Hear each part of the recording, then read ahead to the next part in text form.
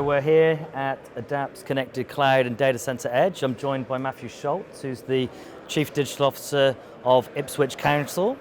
The CDO role, it didn't exist 10 years ago. How has that evolved in what you guys do as an organization?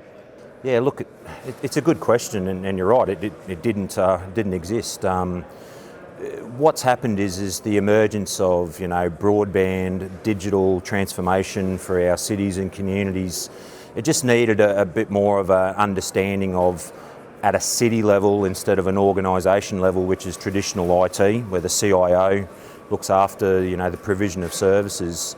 It's more about understanding, okay, how do we deploy, how do we get greater understanding of these different technologies, how do we create better experiences and services for our businesses and residents and visitors like tourists.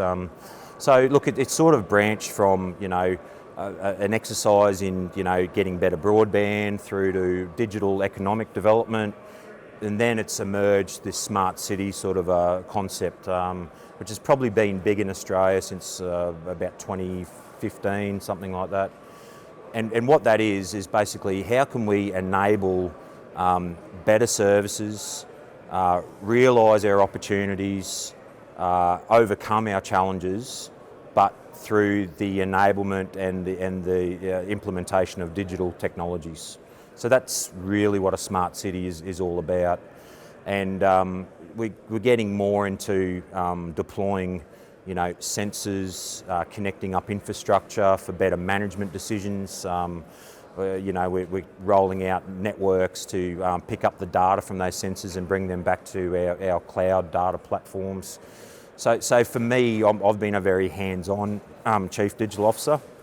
Some other cities have a CDO that's more of a figurehead or a front-facing, working with businesses about how to better use technology and things like that. And that's all very valid, but for me it's been more about how do we create a strategy, and then how do we execute and implement on those strategies to basically create a better city.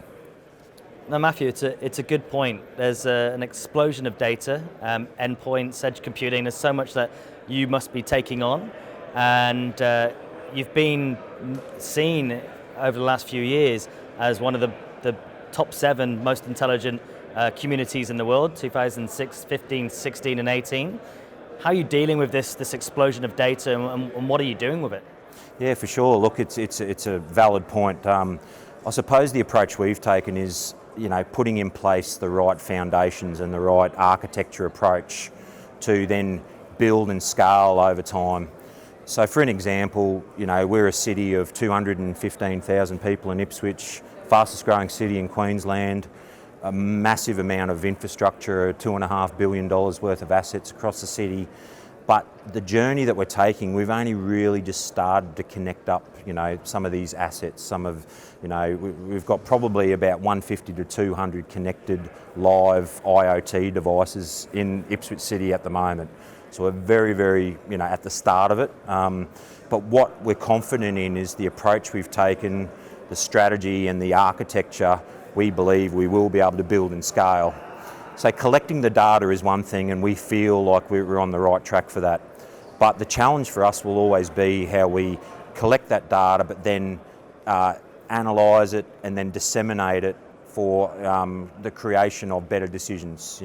How do we serve that data up in a way that different levels of the city, both within the council and externally, has that access, but done in a way that's intuitive, and we can solve the problems that we're trying to solve with that data. So that's, I think, the challenge, and that's going to be an evolution for us. We just need to, I suppose, continue to build along the foundations that we've put in place, and move it forward that way. And I suppose because we've done that type of thinking, that's part of the reason why the Intelligent Community Forum has recognised Ipswich for those top 7 awards, which was very, very pleasing and a great thing for Australian cities. It also shows on the world scale that we are there to a point. We definitely have our strengths and weaknesses in comparison to cities in North America and Europe and Asia Pacific, but it shows that we're on the right track and we're putting in place the right foundations. It's good to see. When I look at technology in Australia, in many areas I think we're lagging behind. The Chinas and the North Americas and places in Europe, Middle East. But it's great for that recognition, and I think what's exciting in the future is what's possible. And I know you're president of some smart cities councils, and you've been recently to Barcelona, and you've been able to compare with other cities what they're doing. What does the future look like for Ipswich, but for Australia? What is going to be possible in the next few years? Because technology is going pretty fast, and we're trying to keep up. What's the plan for you guys, which is coming up next? Yeah, look, for me, that's a very good question. I mean, from an Australian context, I believe a couple of things. Number one, I believe personally whatever can be connected will be. So the concept of should we censor up things, or should we be attempting to collect real-time data on certain things, I think that's inevitable. That's a question that we will do it. It's how and when we get to that point. Look, I think there's big opportunities for innovation in the way that we can analyse and disseminate the data that we're collecting.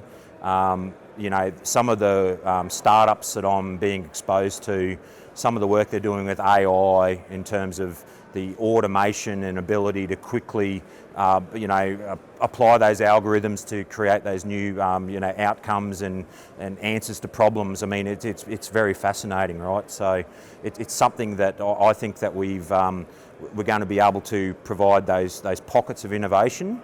But I think we're still largely in an Australian context, still at that. What's the strategy? What's the problems we're trying to solve? What are the opportunities that we're trying to realise? And really, what's the business case to get it up and running and then rolled out? We've still got some challenges with a wider and deeper understanding at the decision-making levels about why this is important. So that's something I think that we've still got some challenges to work through. But generally, we will always provide examples of leadership and innovation in certain things that will definitely compete well on the world stage. Awesome. And on that data piece that you just mentioned, obviously Europe's going through that phase now with GDPR. I see obviously the benefits of customer data giving a better experience. There's got to be kind of defined ways of collecting that data and packaging it and using it in the future. Yep. What kind of decisions are you guys making at the moment around that piece of customer data, if you want to call it that?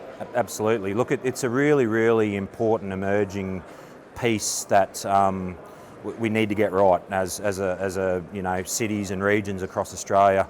So what it's about is how do we go about the business of making these improvements, collecting more data than we have in the past, but doing it in a way that respects privacy, reaffirms trust from the citizen in the local government who might be doing that, and done in a way where it's quite transparent in how and what we're using that data for. And I think that that's areas of work we still need to do. A lot of the Ipswich data collection is based on machine-generated data, so a light generating data about its operations, which is less of a privacy concern. But inevitably, we're going to want to, and any city will want to put in place the right type of frameworks to preserve data usage and sort of create that trust and reaffirm that trust with the community and the citizens that you serve. So a lot of work still to do, but from a ASCA viewpoint, Australian Smart Communities Association viewpoint, a really, really important piece that we need to do a lot more work on to get that right in a co-created way. Yep. And did you have any good examples? I imagine traffic flow being an example, but do you have any good examples where customer data have been really successful in terms of projects which you've deployed? Oh, for sure. Look, we're probably a little bit too immature in that space in the Australian context, or definitely in the Ipswich context. But look, I've seen examples overseas, especially more so in Europe. It's starting to now emerge in North America, but in Europe there's a lot more maturity about being open, being transparent, co-creating solutions with the community at large, and putting in place those right type of frameworks where people know exactly why and what the government or the service provider is trying to do with traffic data that might contain bits and pieces of personal information to improve traffic flow as an outcome. So I think there are examples, but it's still a piece that's emerging. I think I'd be looking more to Europe at this stage. That's where I'm seeing a lot more of that maturity, but more to do, I suppose, to implement that for Australia.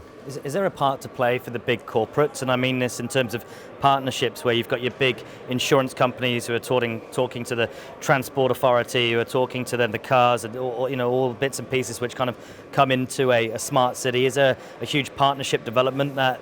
Look, absolutely. Ideally, that's what we want to try and create. I suppose what we need to try and get through is, can we create the right type of marketplace conditions where there's a incentive for all of the different players to play together.